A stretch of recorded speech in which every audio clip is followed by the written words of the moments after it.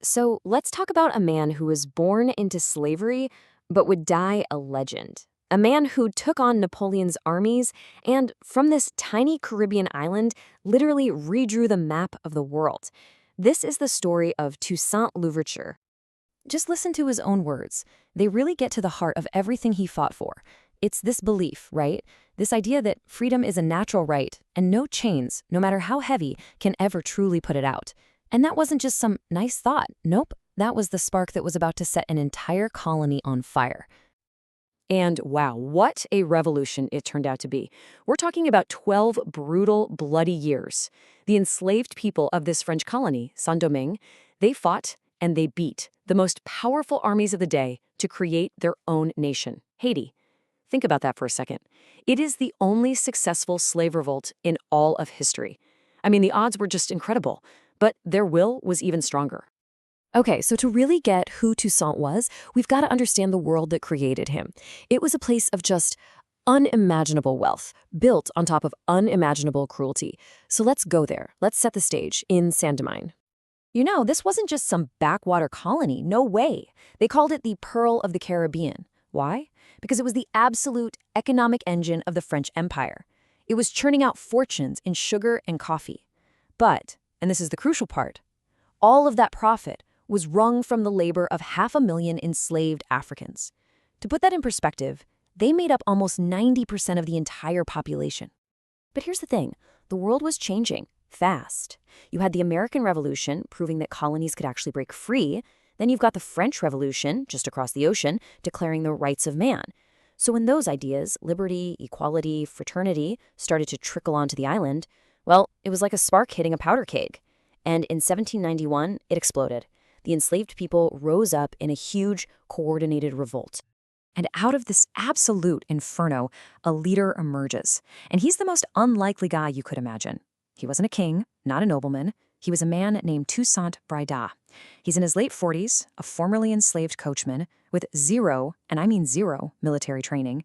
And yet, this guy would turn out to be a flat-out strategic genius. See, Toussaint didn't just join the rebellion, he completely transformed it. He took a popular uprising and forged it into a disciplined army, earning himself some pretty epic titles from both his friends and his enemies, including the Black Spartacus. His methods on the battlefield were just completely new. He basically refused to fight the European way. Instead, he mixed disciplined military training with these brilliant guerrilla tactics that were perfect for the island's terrain. He used psychological warfare, having his armies use these really unnerving chants. And get this, he even weaponized the climate. He knew that yellow fever, which his troops had some immunity to, would absolutely devastate the European invaders. He called it the guardian of the island. And he was just as brilliant a politician as he was a general. He had one goal and one goal only, the permanent end of slavery. Everything else was just strategy. So first, he allies with Spain to fight against the French.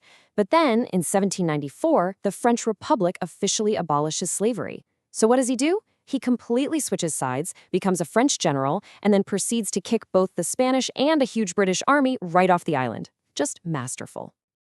So, with military control of the island pretty much locked down, Toussaint steps onto the world stage. And now he starts playing this high-stakes game of chess, masterfully pitting the great powers against each other, all to protect his people's freedom. And you can see just how tricky this was by looking at the U.S. I mean, talk about whiplash. First, you have President John Adams. He's anti-slavery. He sees Louverture as a partner, and he actually helps set up trade. But then, his successor is Thomas Jefferson, a slaveholder. And Jefferson is terrified that this revolt is going to spread to the United States, so he does a complete 180, cuts off all aid, and tries to totally isolate the island. Well, all this political instability basically forced Toussaint's hand. In 1801, he issues a new constitution for the colony. Now, it doesn't declare independence outright, but it does something maybe even bolder. It makes him governor for life and basically says, we're running things ourselves now. This was a direct challenge thrown right at the feet of the new ruler of France, a guy you may have heard of, Napoleon Bonaparte. Yeah, Napoleon. He'd just seized power, and he had these huge plans for a new French empire in the Americas. A powerful, self-governing black leader running his most valuable colony, that was not part of the plan. He saw Toussaint's constitution as nothing less than an act of rebellion. And Napoleon's response was just overwhelming. He sent a massive force. We're talking 40,000 veteran troops led by his own brother-in-law. Their mission was brutally simple: capture Louverture, crush his army, and bring back slavery. But Napoleon had made a catastrophic mistake. He completely underestimated his opponent. And years later, after he was defeated and sent into exile, he'd actually admit it. I mean, hearing these words of regret from Napoleon himself, one of the greatest military minds in history, that's probably the ultimate testament to just how formidable Toussaint really was. The war that followed was just savage. Toussaint's army fought with unbelievable courage, but eventually they were worn down. He agreed to an honorable surrender, only to be betrayed. They lured him into a meeting, arrested him, and threw him on a ship. He was sent to a freezing, miserable prison high in the French mountains, where he died all alone, from the cold and neglect, in April of 1803. Napoleon probably thought that was it: capture the leader, kill the revolution. But he was so wrong. The movement for freedom was way bigger than just one man now. It's interesting, in Haiti, Toussaint is known as the precursor. He was the architect, right? The guy who laid the foundation, created the strategy, built the army. The title of the liberator, well, that goes to his most ferocious lieutenant, Jean-Jacques Dessalines. Because after Toussaint was captured, Dessalines is the one who took command and fought that final, brutal war to the finish line. And think about this. Less than a year after Toussaint died in that cold prison cell, his ultimate vision came true. Dessalines drove the last of the French off the island, and on January 1st, 1804, he declared the independent nation of Haiti. It was the first republic in the history of the world to be founded by formerly enslaved people. And the story doesn't even end there. The impact of this revolution stretched for thousands of miles. See, Napoleon's whole dream of a French empire in the Americas, it all depended on Saint-Domingue. When his huge army got wiped out there, his entire plan just crumbled. So he cut his losses and sold a massive chunk of territory to the United States. You guessed it, the Louisiana Purchase. An event that literally doubled the size of the U.S.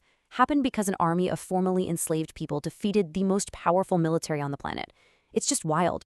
You know, as the French were putting him on that ship, the one that would take him to his death, Toussaint said something truly prophetic. He knew that what he'd started couldn't be stopped.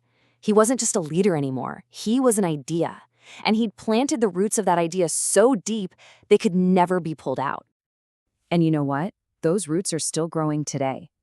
The story of Toussaint Louverture, it really forces us to ask some big questions, doesn't it?